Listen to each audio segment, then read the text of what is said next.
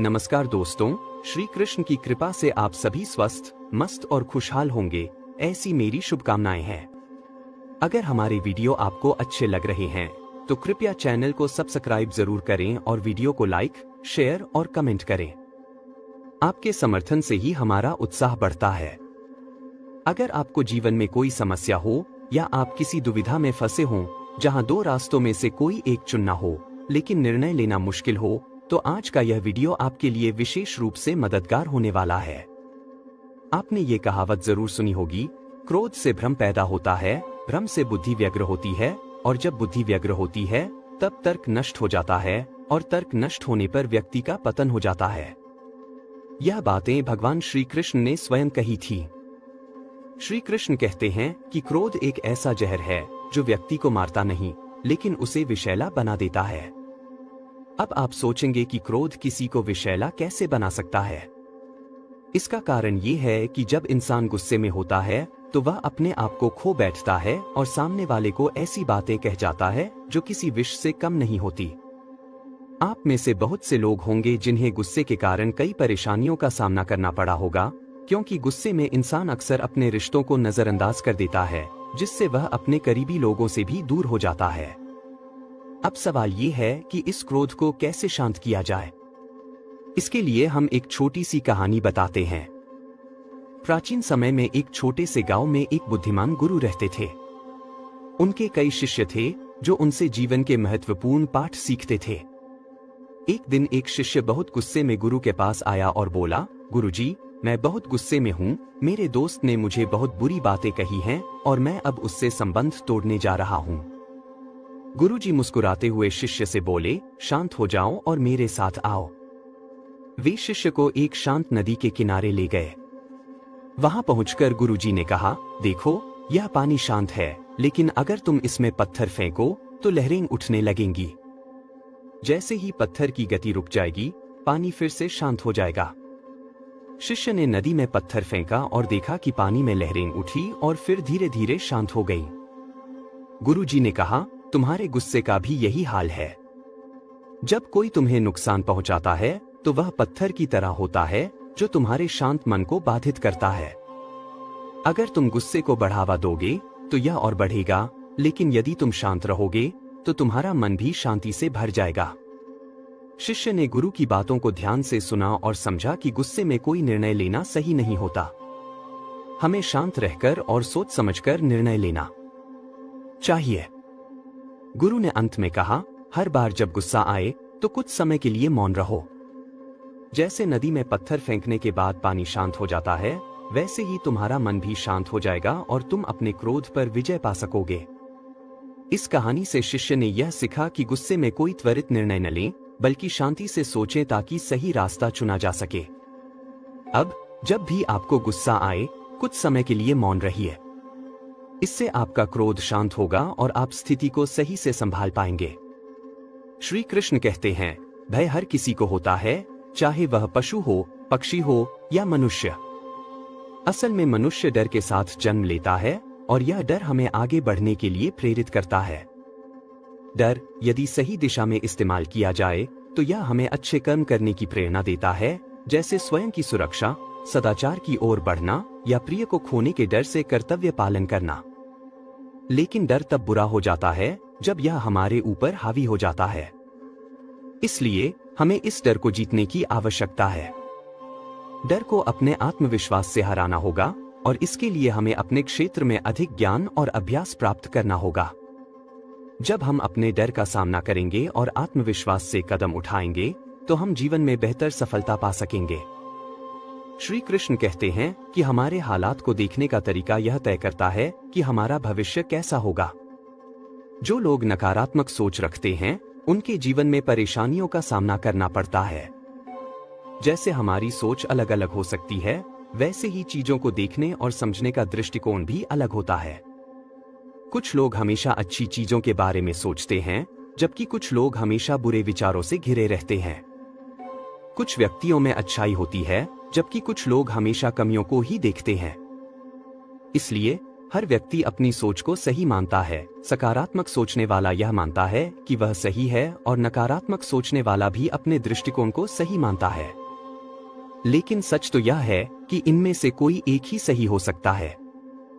अब मैं आपको एक छोटी सी कहानी के माध्यम से यह समझाना चाहता हूं कि जीवन और लोगों के प्रति हमारा दृष्टिकोण कैसा होना चाहिए। एक छोटे से गांव में एक युवक रहता था जिसकी परिस्थितियां बहुत कठिन थीं। उसका परिवार आर्थिक रूप से कमजोर था और गांव में संसाधनों की भी कमी थी।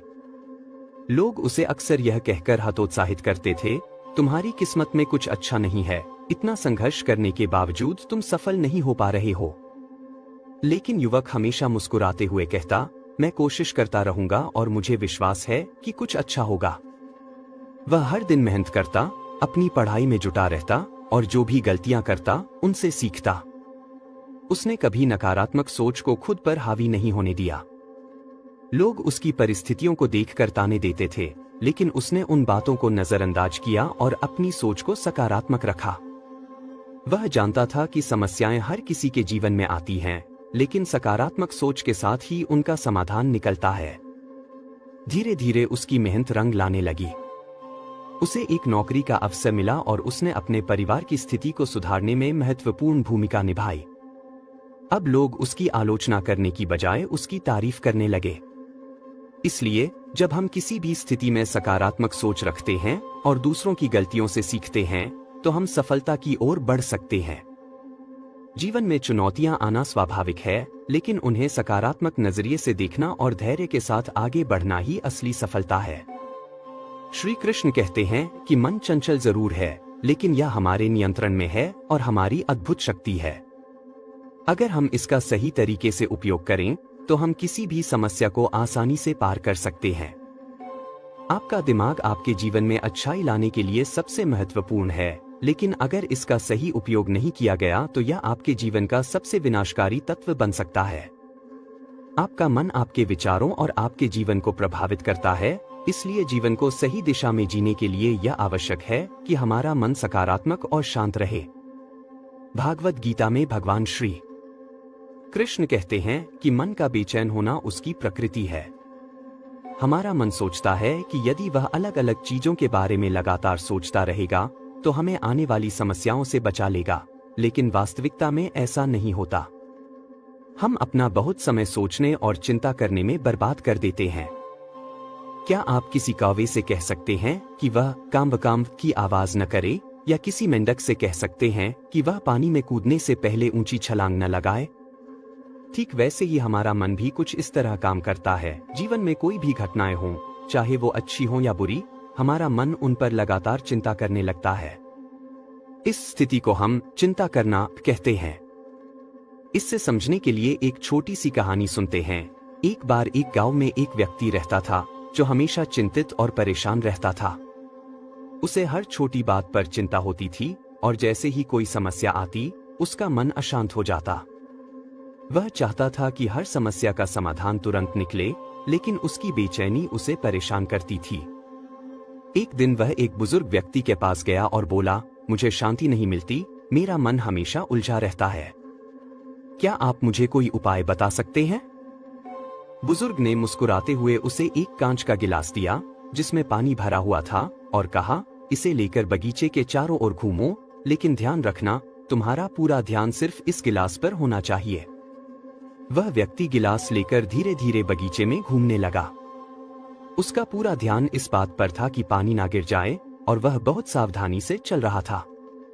जब वह वापस आया तो बुजुर्ग ने पूछा, कैसा अनुभव हुआ? व्यक्ति ने कहा, मैंने गिलास को बिना गिराए संभाल लिया, लेकिन इस दौरान मेरी पूरी सोच और ध्यान सिर्फ गिलास पर था, इसलिए मुझे न कोई चिंता हुई और न ही बेचैनी। बुजुर्ग ने हंसते हुए कहा, यही है जीवन का राज। जब हम अपने मन को एक जगह केंद्रित करते हैं, तो बाकी सारी परेशानियां धीरे धीरे छोटी हो जाती हैं। जैसे तुमने सिर्फ गिलास पर ध्यान दिया, वैसे ही जब तुम अपने काम और वर्तमान पल पर ध्यान केंद्रित करते हो, तो बाकी सारी चिंताएं अपने आप कम हो जाती हैं। इस कहानी से हमें यह सीखने को मिलता है कि जीवन में जब हम अपने ध्यान को एक जगह केंद्रित करते हैं और अपने काम में पूरी तरह से लगे रहते हैं, तो मन शांत रहता है।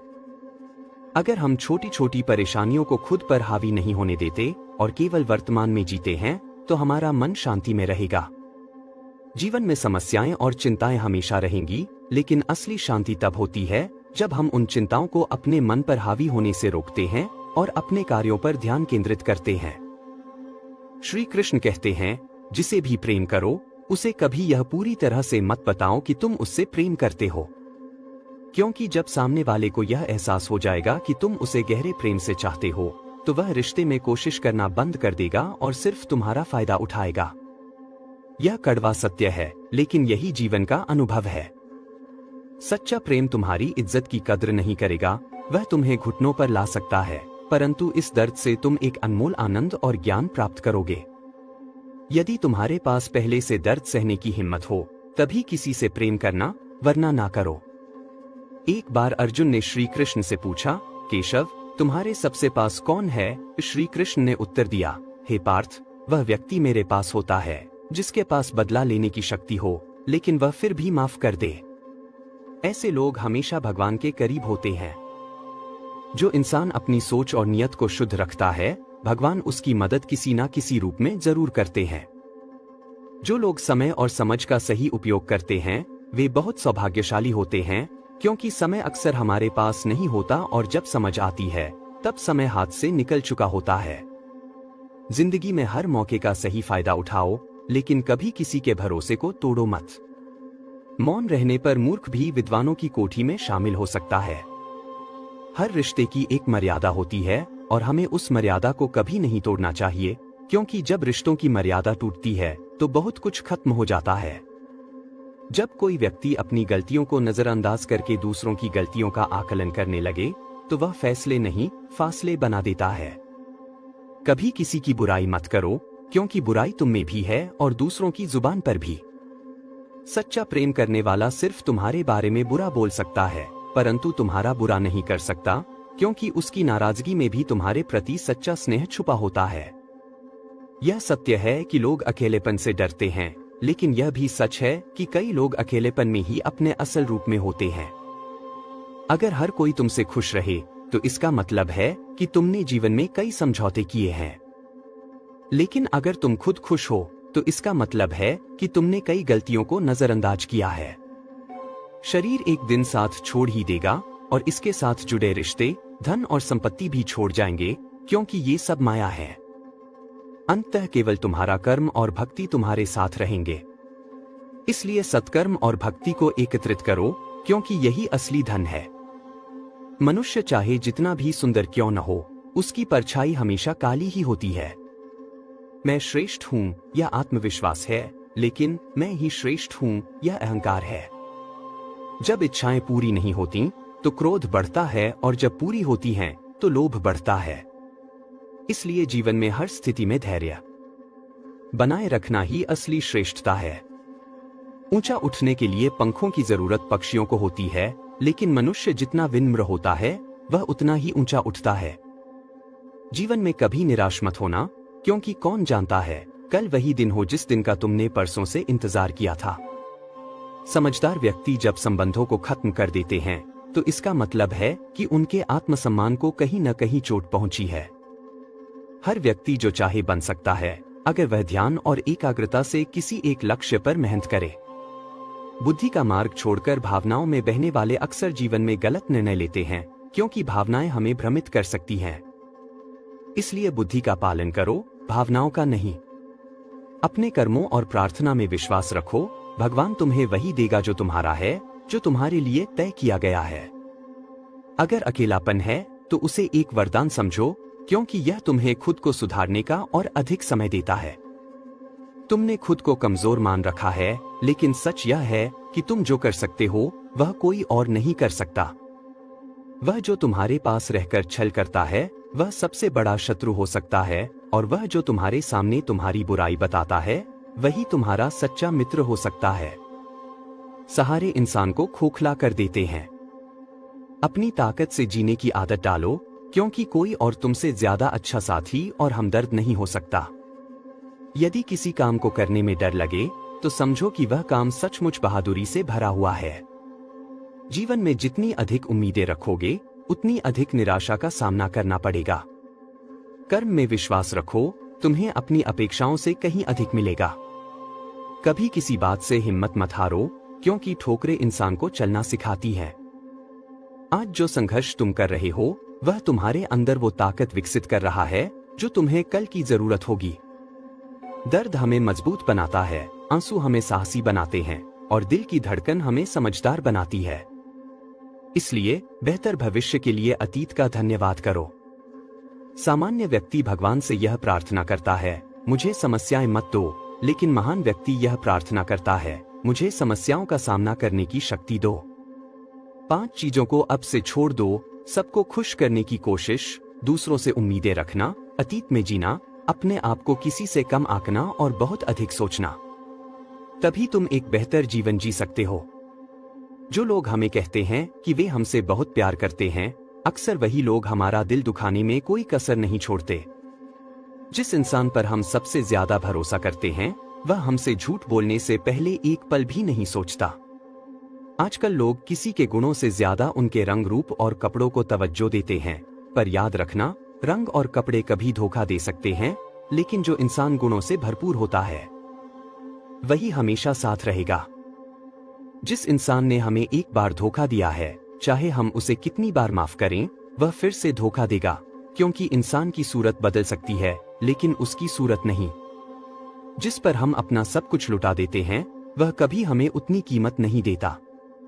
मदद लेने के समय सभी पास आते हैं, लेकिन जब हमें मदद की जरूरत होती है तो मदद करने वाला कोई नहीं मिलता। कभी किसी और के लिए जीने की कोशिश मत करो। किसी और की नजरों में अच्छा बनने का प्रयास मत करो, क्योंकि हम अकेले आए हैं और अकेले ही जाएंगे। हम जैसा कर्म करेंगे वैसा ही फल पाएंगे। जो बीत चुका है उसे भूल जाओ, जो कर रहे हो उस पर विश्वास रखो और जो होगा उसकी चिंता छोड़ दो। बस तुम्हें अपने कर्म करने हैं, पुरस्कार देने का काम नियति का है। जो व्यक्ति अपने परिवार से अत्यधिक जुड़ा होता है, उसे भय और चिंता का सामना करना पड़ता है, क्योंकि दुखों की जड़ लगाव है। इसलिए खुश रहने के लिए लगाव को छोड़ देना चाहिए। वह जो हमारे चिंतन में है वह हमेशा हमारे करीब है, भले ही वह वास्तविकता में दूर हो। लेकिन जो हमारे दिल में नहीं है वह पास होते हुए भी बहुत दूर होता है। जो ज्ञान केवल किताबों तक सीमित है और जिसका धन दूसरों के पास है, वह आवश्यकता पड़ने पर न अपना ज्ञान प्रयोग कर सकता है, न ही धन। जो लोग परमात्मा से मिलना चाहते हैं, उन्हें अपनी वाणी, मन और इंद्रियों की पवित्रता के साथ एक दयालु हृदय की आवश्यकता होती है। एक बार की बात है, एक गरीब लड़का जो छोटे मोटे सामान बेचकर अपने घर का खर्च और स्कूल की फीस जुटाता था। वह बहुत मेहनती और ईमानदार था। हर रोज की तरह वह सामान बेचने निकला और दिन भर काम करने के बाद बहुत थक गया। उसे भूख भी लगने लगी, तो उसने सोचा कि अगला जो भी घर आएगा उससे पैसे नहीं बल्कि खाना मांगूंगा, ताकि मेरा पेट भर जाए और मैं फिर से अच्छे से काम कर सकूं। इस सोच के साथ वह अगला घर ढूंढने लगा और दरवाजा खटखटाया। दरवाजा खुलते ही एक लड़की बाहर आई। लड़का थका हुआ और परेशान दिख रहा था। वह कुछ कह नहीं पाया और जल्दी जल्दी बोल पड़ा, मुझे पानी चाहिए। लड़की ने उसकी हालत देखी और समझ लिया कि उसे बहुत भूख लगी है। बिना कुछ कहे उसने पानी के साथ खाना भी दे दिया। लड़के ने खाना खाया और फिर कहा, आपने मुझे खाना दिया है, इसके बदले आप मेरे सामान से कुछ भी ले सकती हैं। लड़की मुस्कुराई और बोली, मुझे आपके सामान से कुछ नहीं चाहिए। मैंने बस सोचा कि आप थके हुए हैं, इसलिए मैं आपको खाने के लिए दे रही हूं। मेरी माँ कहती हैं कि अच्छे कर्म कभी व्यर्थ नहीं जाते और ईश्वर की भी यही इच्छा होती है। यह कहकर लड़की ने दरवाजा बंद कर दिया। लड़के ने धन्यवाद कहा और अपने घर की ओर चल दिया। समय बीतता गया और धीरे धीरे वह लड़का अपना स्कूल पूरा कर पाया। अब वह कमाने में थोड़ा सक्षम हो गया था और उसने डॉक्टर बनने का निश्चय किया। उसने अच्छे कॉलेज में दाखिला लिया और काम करते हुए कॉलेज की फीस भी भरता रहा। कुछ सालों बाद वह लड़का एक बहुत बड़ा डॉक्टर बन गया। एक दिन एक महिला गंभीर हालत में अस्पताल में भर्ती हुई। जब डॉक्टर ने उसे देखा तो उसने तुरंत पहचाना कि यह वही लड़की है जिसने उसे बरसों पहले खाना दिया था। डॉक्टर ने उसे बचाने के लिए सभी उपाय किए और सीनियर डॉक्टरों से मदद लेकर लड़की का इलाज किया। लड़की के परिवार के पास इलाज के लिए पैसे नहीं थे, लेकिन डॉक्टर ने उसे अपने पैसों से इलाज कराया। एक लिफाफे में बिल भेजते हुए डॉक्टर ने एक चिट्ठी भी डाली जिसमें लिखा था, आपका बिल पहले ही चुका दिया गया है। यह आपने कई साल पहले ही चुका दिया था, जब आपने एक लड़के को पानी और भोजन दिया था। लड़की ने यह पढ़ा और डॉक्टर से पूछा, मेरा बिल किसने भरा? डॉक्टर ने मुस्कुराते हुए कहा, मैं वही लड़का हूँ जिसने सालों पहले आपको पानी और खाना दिया था। आज मैंने आपके अच्छे कर्मों का फल लौटाया है। लड़की चौंकी और कहा, आपने बहुत मेहनत करके इतना बड़ा डॉक्टर बनने के बाद मेरे लिए इतना किया, मैं आपका बहुत बहुत धन्यवाद करती हूँ। डॉक्टर बोला, आपका धन्यवाद मैं नहीं ले सकता, क्योंकि आपने जो किया वही लौटकर आपके पास आया। यह मेरी मेहनत नहीं, आपके अच्छे कर्मों का फल है। इस कहानी से हमें यह सीखने को मिलता है कि अच्छे कर्म कभी व्यर्थ नहीं जाते। लड़की का छोटा सा काम जिसने उस लड़के की भूख मिटाई थी, आज उसकी जिंदगी का सबसे बड़ा सहारा बन गया। हमें हमेशा दूसरों की मदद करने के लिए तैयार रहना चाहिए और अच्छे कर्म करते रहना चाहिए, क्योंकि उनका फल अवश्य लौटता है, चाहे देर से ही सही। अब सोचिए, क्या आपने कभी बहती हुई नदी को ध्यान से देखा है? नदी हमेशा अपनी मंजिल की ओर बढ़ती रहती है, चाहे रास्ते में कितनी भी बाधाएं क्यों न आए। वह कभी रुकती नहीं, चाहे उसकी गति धीमी हो या तेज। नदी का रास्ता निरंतर चलने का है, और अगर वह रुक जाए तो उसका पानी सूख जाएगा। यही बात हमारे जीवन पर भी लागू होती है। जब आप अपने जीवन में कोई लक्ष्य तय करते हैं, तो उस तक पहुंचने के लिए आपको लगातार मेहनत करते रहना होगा। यदि आप रुके तो असफलता निश्चित है। जो लोग मन से कमजोर होते हैं, वे समस्याओं के सामने झुक जाते हैं और असफलता को स्वीकार कर लेते हैं। लेकिन मजबूत लोग इन समस्याओं का सामना करते हैं, और चाहे थोड़ी धीमी गति से ही सही, वे कभी नहीं रुकते। याद रखें, जो रुकते नहीं, वे अपने लक्ष्य को हासिल करने में सफल होते हैं। समय हमेशा चलता रहता है, और यही प्रकृति का नियम है। यदि हम भी समय के साथ चलते रहें, तो सफलता हमारे कदम चूमेगी। श्री कृष्ण ने भी कहा है कि परिवर्तन जीवन का एक हिस्सा है, जो हमें नई चुनौतियों का सामना करने और अपनी क्षमताओं को बढ़ाने का मौका देता है। इसलिए परिवर्तन को स्वीकार करो और अपने जीवन को एक नई दिशा में आगे बढ़ाओ। श्री कृष्ण कहते हैं, सपनों का पीछा करना हमारे जीवन का एक अहम हिस्सा है। सपने हमें प्रेरित करते हैं और हमें अपने लक्ष्य की ओर बढ़ने के लिए ऊर्जा देते हैं। लेकिन सपनों को साकार करने के लिए हमें सही मार्गदर्शन और दृढ़ संकल्प की आवश्यकता होती है। सबसे पहले अपने सपनों को स्पष्ट रूप से परिभाषित करें। यह जानना जरूरी है कि आप क्या चाहते हैं और क्यों चाहते हैं। बिना स्पष्ट और ठोस लक्ष्यों के हम सही दिशा में नहीं बढ़ सकते। दूसरा, एक ठोस योजना बनाएं। अपने सपनों को छोटे छोटे लक्ष्यों में बांटें और हर लक्ष्य को पूरा करने के लिए एक निश्चित समय निर्धारित करें। तीसरा, कठिन परिश्रम और सही दिशा में काम करें। चौथा, आत्मविश्वास बनाए रखें। दोस्तों, सपनों का पीछा करना कठिन हो सकता है, लेकिन यह असंभव नहीं है। सही दिशा, मेहनत और आत्मविश्वास से आप अपने सपनों को साकार कर सकते हैं। श्री कृष्ण कहते हैं, मुश्किल समय में धैर्य रखना हमारे जीवन का एक महत्वपूर्ण हिस्सा है। जीवन में कई बार ऐसी परिस्थितियां आती हैं जब सब कुछ हमारे खिलाफ होता है। ऐसे समय में धैर्य रखना और सकारात्मक सोच बनाए रखना बहुत जरूरी है। धैर्य हमें मानसिक स्थिरता और शांति प्रदान करता है, और यह हमें कठिनाइयों का सामना करने की शक्ति देता है।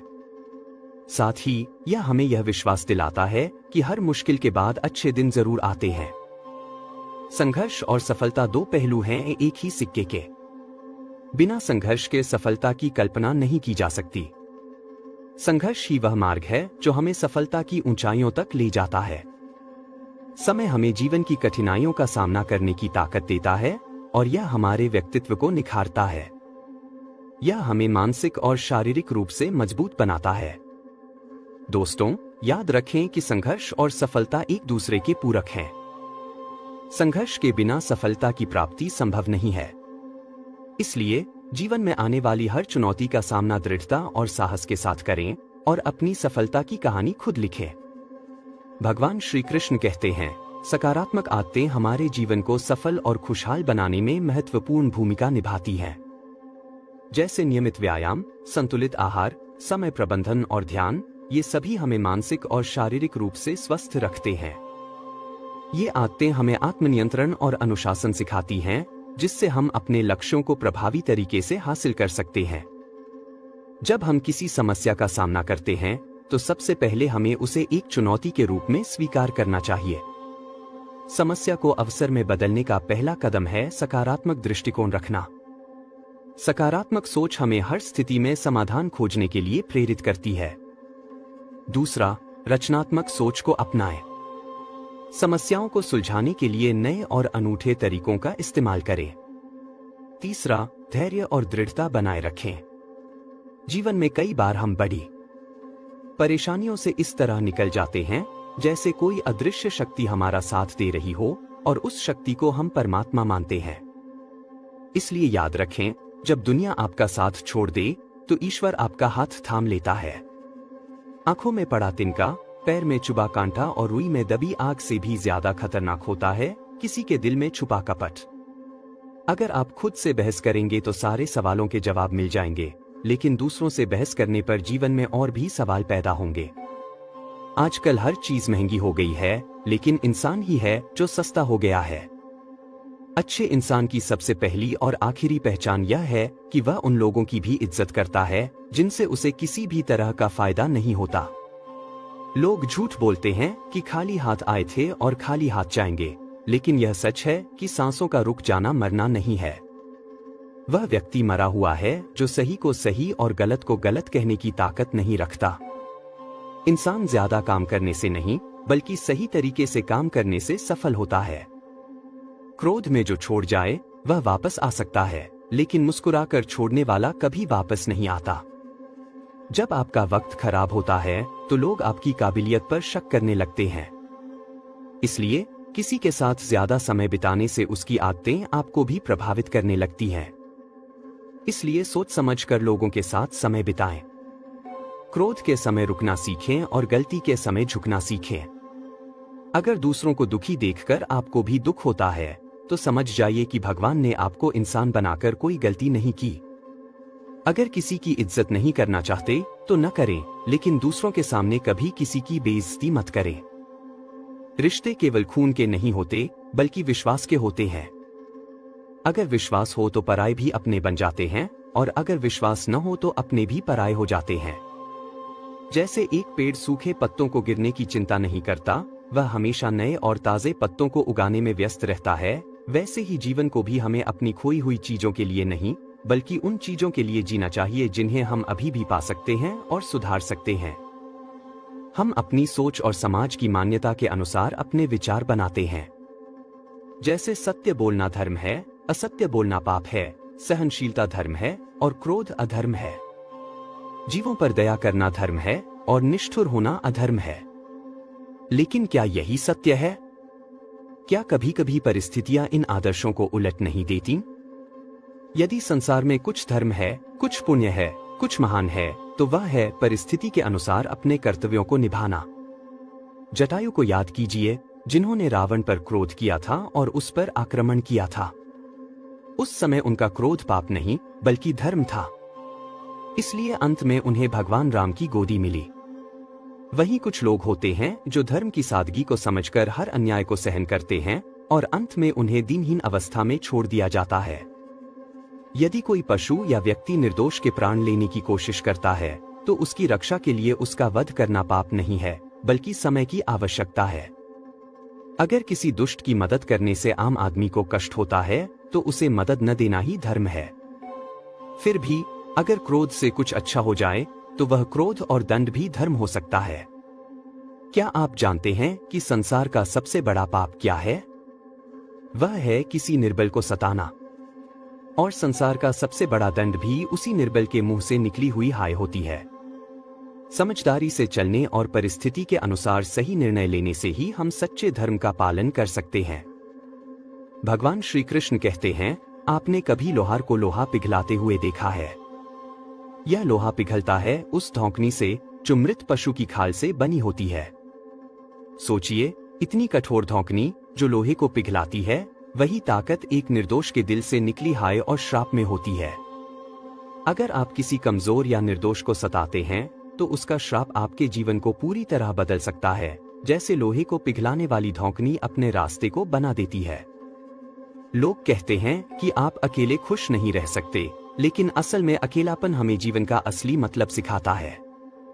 अकेलापन वह एहसास है जब आप खुद को दूसरों से अलग महसूस करते हैं, पर यही वह पल है जब आप खुद को समझते हैं और खुद से प्यार करना सीखते हैं। यदि जीवन में कुछ बनना है तो स्वभाव को जल की तरह बनाओ, जो प्यास बुझाता है और बाधाओं को पार कर अपना रास्ता बनाता है। पत्थर की तरह न बनो जो रास्ते में रुकावट डालता है। जो झुक सकता है वही संसार को झुका सकता है। सबसे बड़ी कमजोरी यही है कि हम हमेशा अपनी तुलना दूसरों से करते हैं। याद रखिए, सफलता कभी धन या दौलत से नहीं आती, वह सिर्फ मेहनत और निष्ठा से मिलती है। इंसानियत ही इंसान को महान बनाती है। समय एक तराजू है जो बुरे वक्त में आपके अपनों का असली मूल्य बता देता है। खुद को ऐसा बनाओ कि लोग जहां तुम हो वहां तुम्हें सच्चे दिल से प्यार करें। जब तुम कहीं जाओ तो तुम्हें याद किया जाए और तुम्हारी जगह हमेशा खाली हो। सच बोलना कभी बुरा नहीं होता, लेकिन झूठ बोलने से बचो, खासकर अगर वह किसी और के लिए है। अगर दूसरों के दम पर उड़ने की कोशिश करोगे तो खुद पर विश्वास खो दोगे और अपनी असल ताकत को समझ नहीं पाओगे। प्रेम की कमी का नतीजा सिर्फ गलत फैसलों और अलगाव के रूप में आता है। रिश्ते अगर टूट जाएं तो हम टूट जाते हैं, लेकिन याद रखो, लगन हर मुश्किल को आसान बना देती है। उम्मीद एक उपहार है जो हमें दूसरों से विश्वास मिल जाने पर मिलता है। अगर लोग आपसे उम्मीद रखते हैं तो इसका मतलब है कि आपने उन्हें आप पर विश्वास करने का मौका दिया है। जो कुछ भी तुम्हारे भाग्य में लिखा है वह समय आने पर तुम्हें जरूर मिलेगा, इसलिए चिंता करने की जरूरत नहीं है। जो तुम्हारे भाग्य में नहीं है वह कभी नहीं मिलेगा। कर्मों में भक्ति भाव रखो और उन्हें बिना फल की उम्मीद किए करो, यही जीवन को सफल बनाता है। जो अपनी इंद्रियों और मन को नियंत्रित करता है वह सबको प्रिय होता है और वह सभी के दिलों में बसता है। परमात्मा के अलावा कोई भी हमें सच्चा प्रेम नहीं दे सकता। बाकी सारे रिश्ते लेन देन पर आधारित होते हैं। समर्पण करना कठिन नहीं है, लेकिन कठिन है उस व्यक्ति को ढूंढना जो आपके समर्पण का सम्मान कर सके। भगवान श्री कृष्ण कहते हैं कि द्वंद्व केवल दो व्यक्तियों के बीच होता है, लेकिन विजय हमेशा एक ही व्यक्ति को मिलती है। हालांकि दोनों व्यक्ति समान रूप से शक्तिशाली होते हैं और दोनों के पास समान ज्ञान हो सकता है, लेकिन फिर भी सफलता एक ही को मिलती है। इसका कारण क्या है? सोचिए, दो प्रकार के लोहे होते हैं, एक ठंडा और एक गर्म। क्या आपने कभी सोचा है कि लोहे को लोहे से ही काटा जाता है? लेकिन हमेशा ठंडा लोहा ही गर्म लोहे को काटने में सक्षम होता है। यही सिद्धांत इंसान के जीवन में भी लागू होता है। जब संघर्ष होता है तो जिसका मन उग्र, ईर्ष्यालु और क्रोधित होता है वह गर्म लोहे की तरह होता है। वहीं जिसका मन शांत और संयमित होता है वह ठंडे लोहे जैसा होता है, और यही शांत मन ही द्वेष और क्रोध को काटने में सक्षम होता है। इसलिए यदि आपको जीवन के संघर्ष में विजय प्राप्त करनी है तो अपने मन को शांत रखें। एक समय की बात है, एक छोटे से गांव में एक युवक रहता था जो तीरंदाजी में निपुण बनने का सपना देखता था।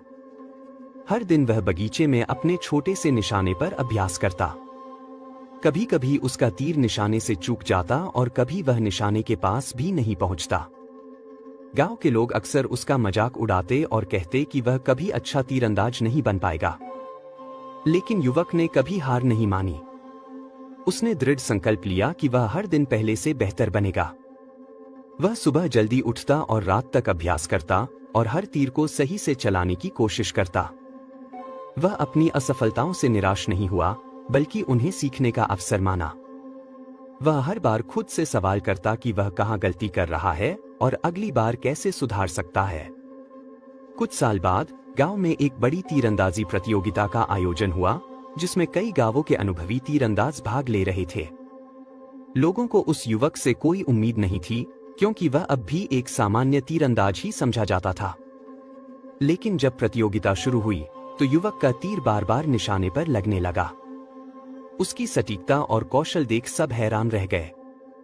अंत में वह प्रतियोगिता का विजेता बन गया। गांव के बुजुर्गों ने पूछा, तुमने यह कैसे किया? हम तो सोचते थे तुम कभी सफल नहीं हो पाओगे। युवक मुस्कुराते हुए बोला, मैंने कभी हार नहीं मानी और हर दिन अभ्यास किया। मैंने अपनी गलतियों से सीखा और उन्हें सुधारने की कोशिश की। आज जो मैं हूं, वह निरंतर अभ्यास और धैर्य का परिणाम है। इस कहानी से हमें यह सीख मिलती है कि सफलता किसी भी क्षेत्र में निरंतर अभ्यास और धैर्य का परिणाम होती है। असफलताएं हमारी राह में आती हैं, लेकिन यदि हम उन्हें एक शिक्षा के रूप में लें और लगातार प्रयास करते रहें, तो कोई भी बाधा हमें रोक नहीं सकती। चाहे लक्ष्य कितना भी कठिन क्यों न हो, अगर हम पूरी मेहनत और संकल्प से काम करें, तो हम उसे अवश्य हासिल कर सकते हैं। आप हमेशा स्वस्थ, खुश और मस्त रहें, यही प्रभु से प्रार्थना है। जय श्री राधे कृष्ण।